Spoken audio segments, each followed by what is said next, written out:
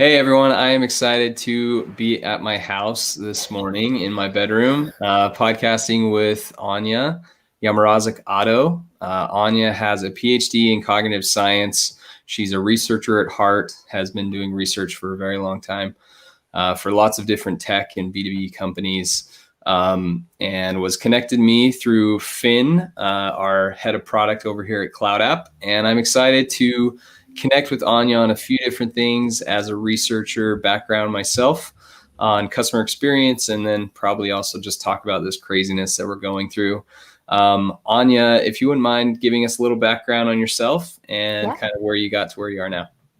For sure. So yeah, I'm happy to join you from my living room slash office. So I'm a researcher. I have a PhD in cognitive psychology and did a postdoc in cognitive neuroscience. So most of my kind of academic research was around how people think, how they reason, how memory works, all of these kind of nitty gritty of thought. But at the same time, I was always interested in design. So I was reading design blogs and like thinking about decorating and all of these more aesthetic interests, I guess. And so I wanted to find a way to combine these two loves of mine. So now I work on research related to the built environment mostly, and the way that the digital and physical environment interact. So connecting all of this great research that we have from psychology, from cognitive science, building science, and improving experience in environments, given this big background, as well as conducting new research to answer specific questions. That's so cool. You know, one of the things I loved about that kind of brought me into marketing was more because I was so fascinated by consumer behavior and like why things happened. And I kind of took my, finance data background into marketing with that in mind.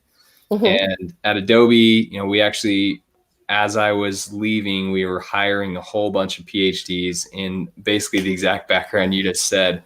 And they were, leading surveys and consumer research and really understanding customer behavior and the journey and like how we can kind of make changes along the way.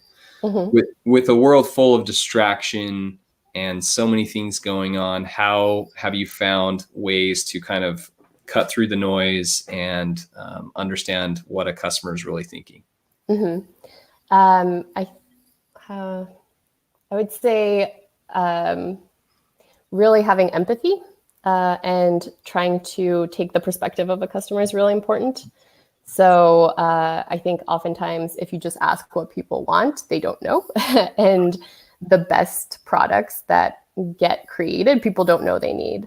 So I think really taking into consideration how people's lives could be improved, any pain points that they're experiencing that they might not be aware of, and then trying to build a product to that and understanding really how to message it as well so that people can recognize that they need this thing that they didn't know that they needed.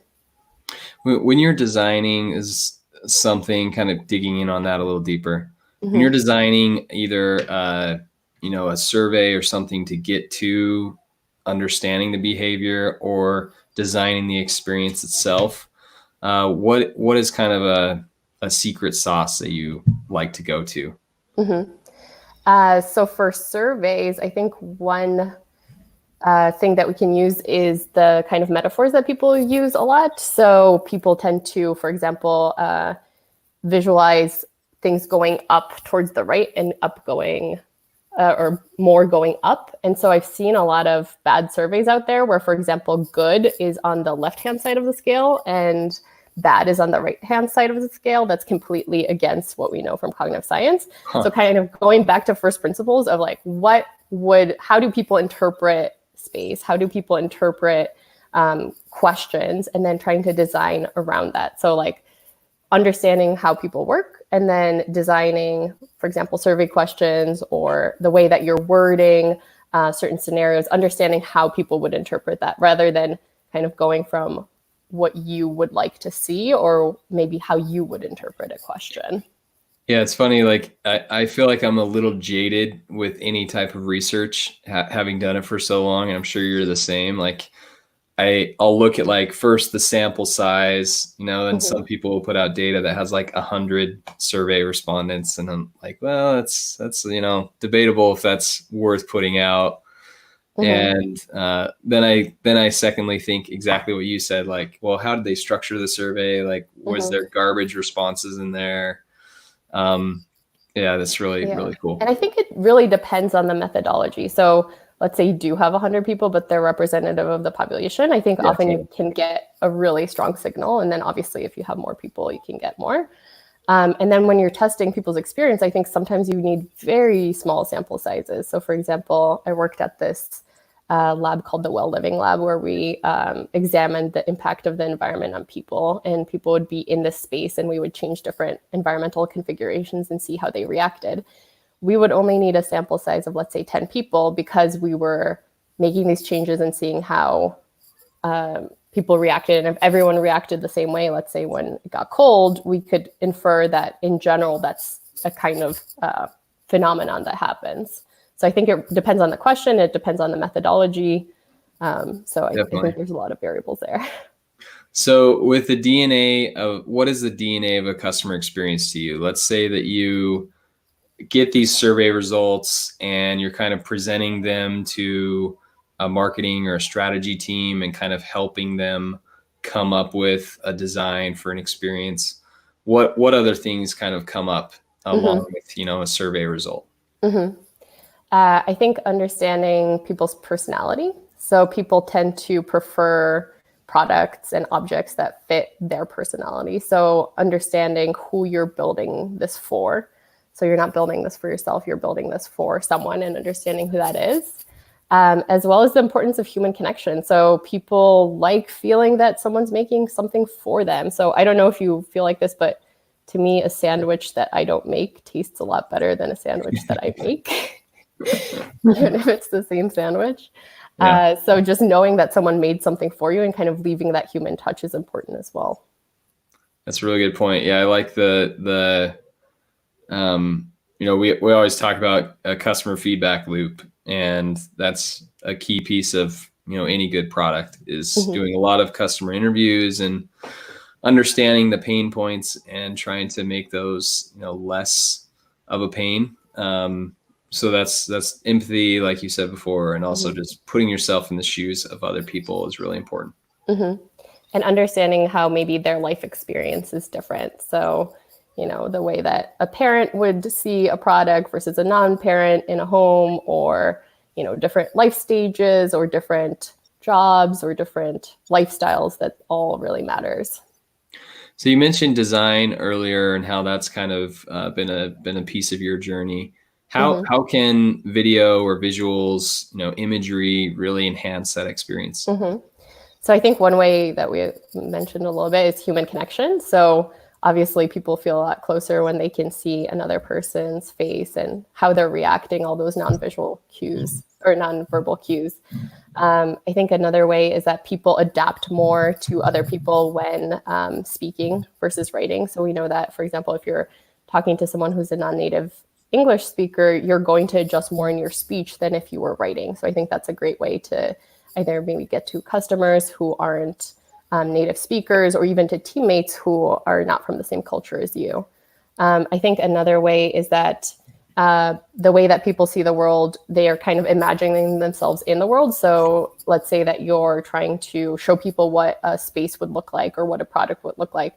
Obviously, having video and having some sort of information about how a person might interact with that product would give them a lot better of a sense of whether they would like it or whether they need it than if you just see an image or maybe a description. That would be the worst of all worlds, because then And you're it, imagining something else. sure. And is there really good like is there anything that you know of off the top of your head of like being able to have more resonance with if an image is stuck in someone's head, like kind of like a jingle Mm-hmm. draws you back? Is there something that you can do as a business to, you know, create imagery or videos that really Mm-hmm.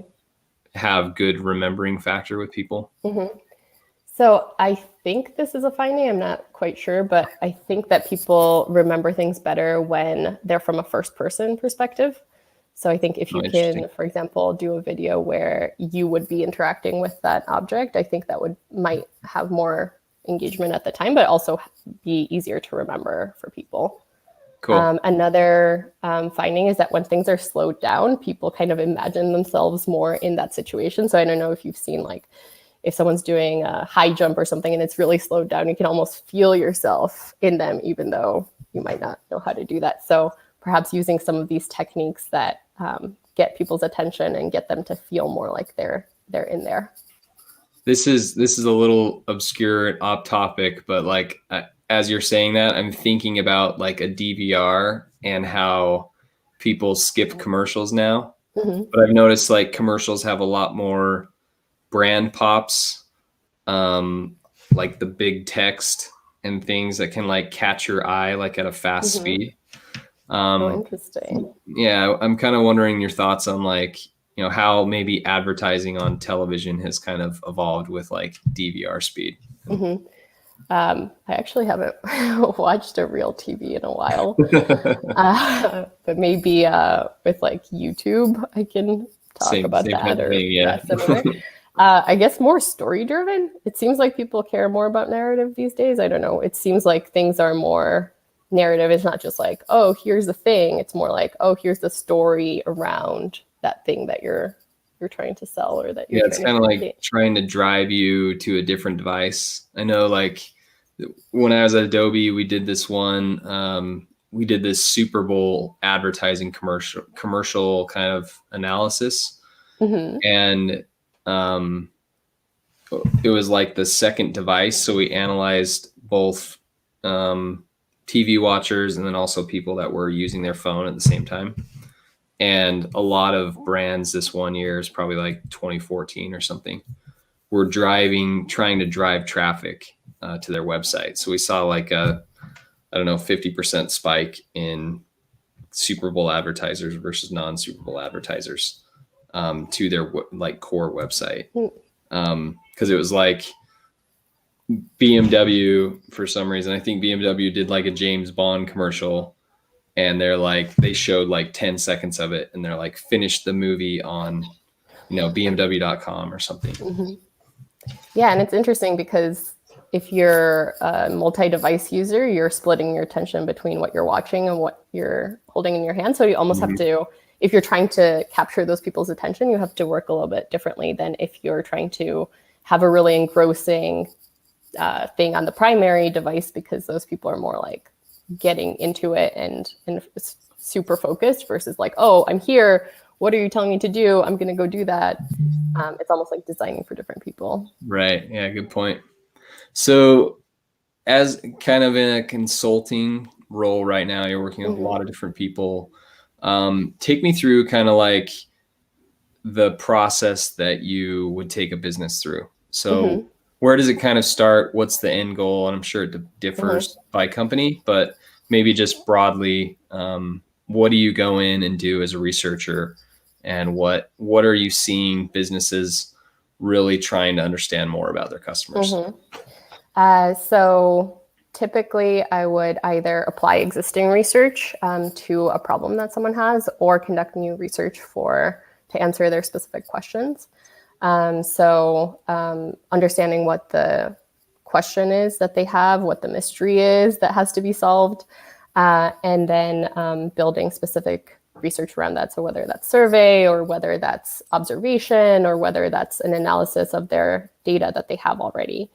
I think what I'm seeing is that a lot of businesses are trying to develop new business lines, because obviously the world is changing really fast right now.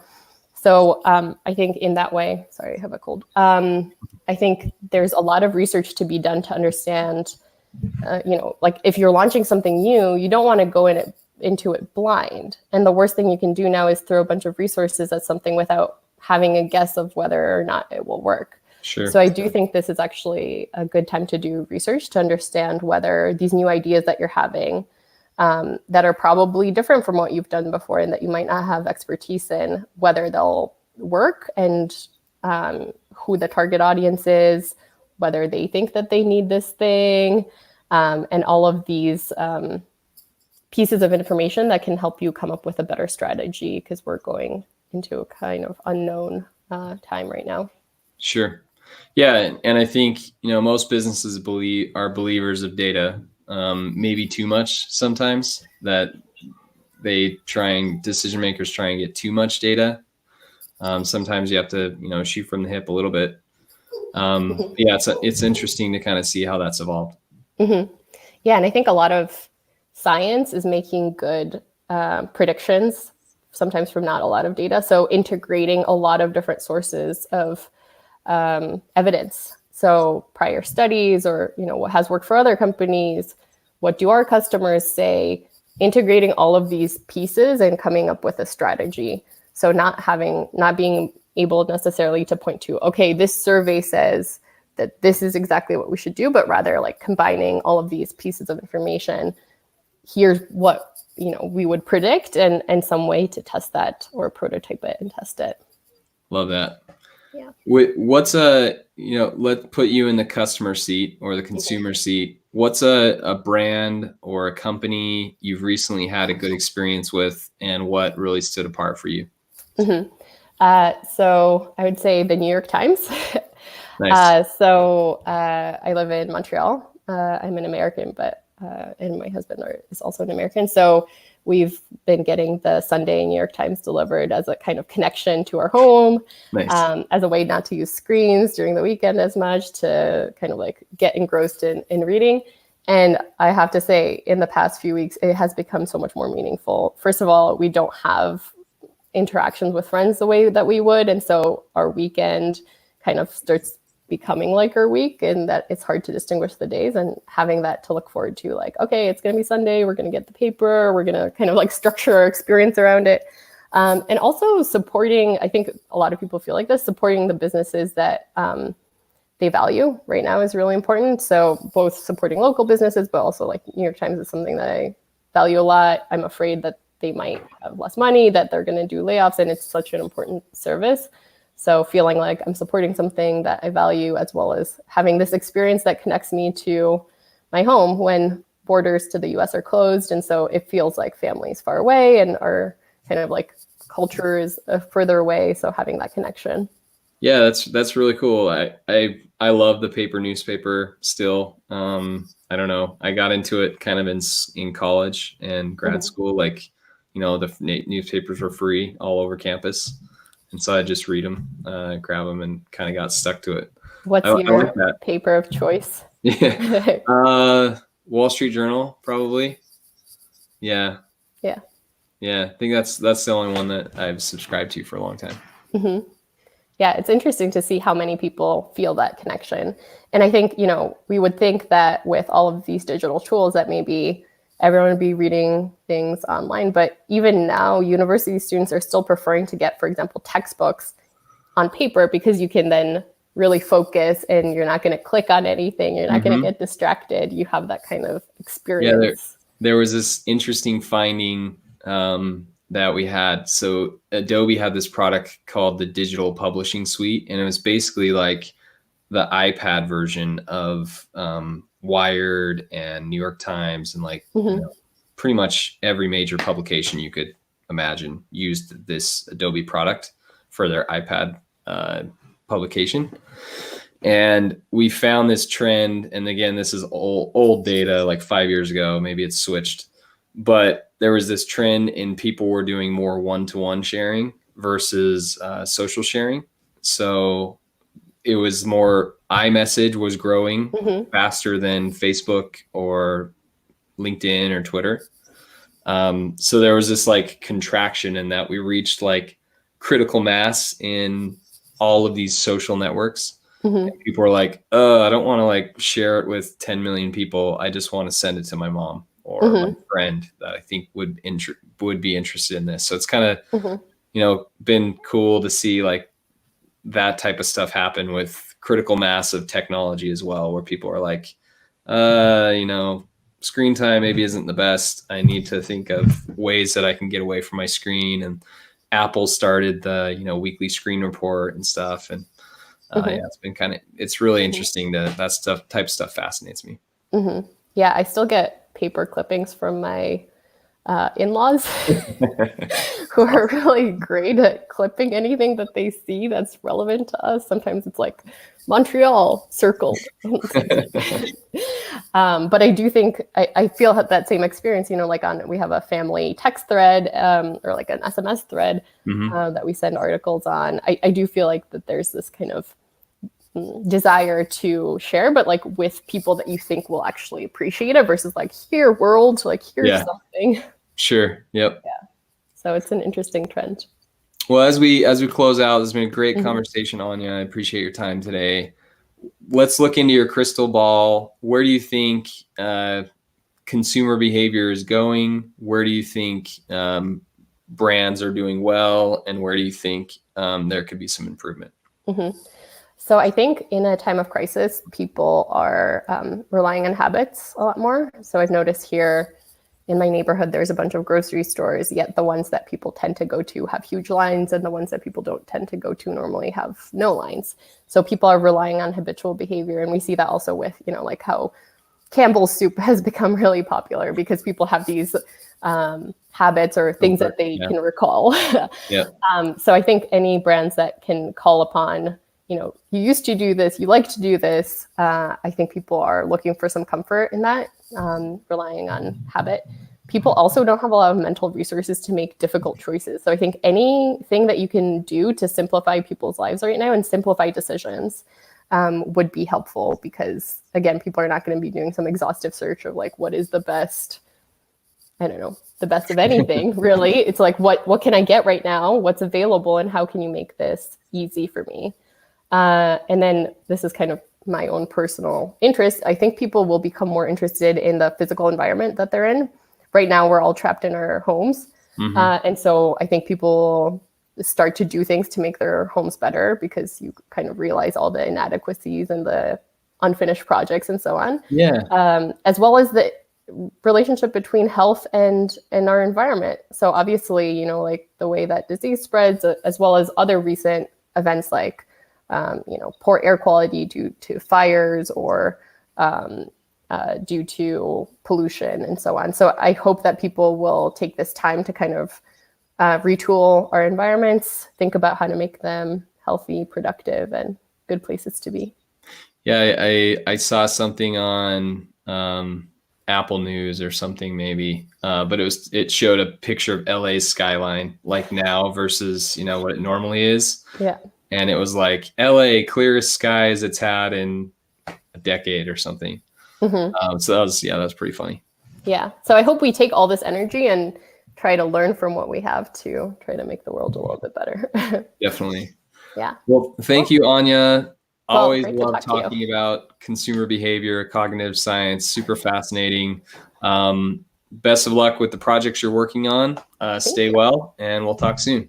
All right. Sounds good. Take care.